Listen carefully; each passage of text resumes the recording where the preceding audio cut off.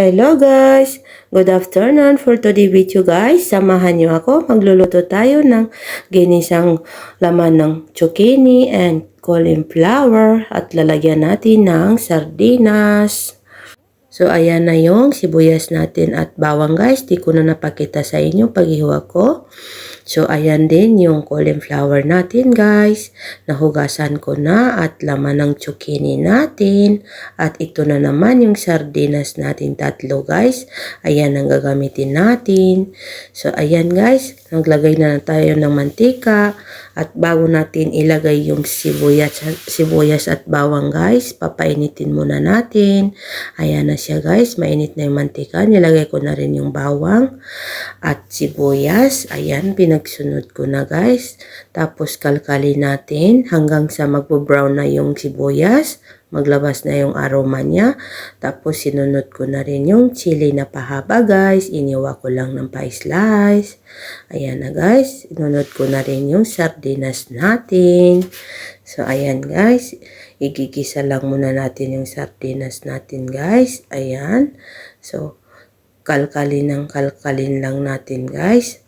Para ma-mix sila lahat-lahat. Ang sibuyas niya. Tapos sa mga time na yan guys, nilagyan ko na siya ng black pepper at asin. Ayan na siya guys.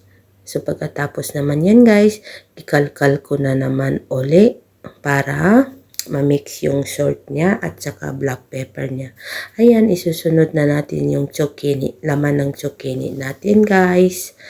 Tapos, kalkalin lang natin para ma-mix yung sardinas natin sa zucchini natin. Ayan. Sa mga time na yan guys, ilalagay ko na rin yung cauliflower natin. Ayan guys, inisa-isa ko pagkalagay para di putol-putol. Ayan guys, kalkal ko naman ulit siya guys para ma-mix yung zucchini at saka cauliflower. Yan guys, sa punto na yan guys, inugasan ko na rin yung lata ng sardinas. Ganyan ba kayo guys? May sardinas, nag-uugas din kayo. Ayan na guys, nagkulo na. Malapit na tayo makaluto. So, ganyan lang po pagkaluto niyan guys. Kahit ganyan lang naluto yan, napakasarap yan guys. At may vitamin pa at masustansya sa katawan natin kasi gulay siya. O, diba guys? Thank you for watching and please don't forget, follow me more and like and share. Bye-bye guys. See you next video. Ingat palagi kayo dyan kung saan man kayo ngayon. See you next video. Bye-bye guys.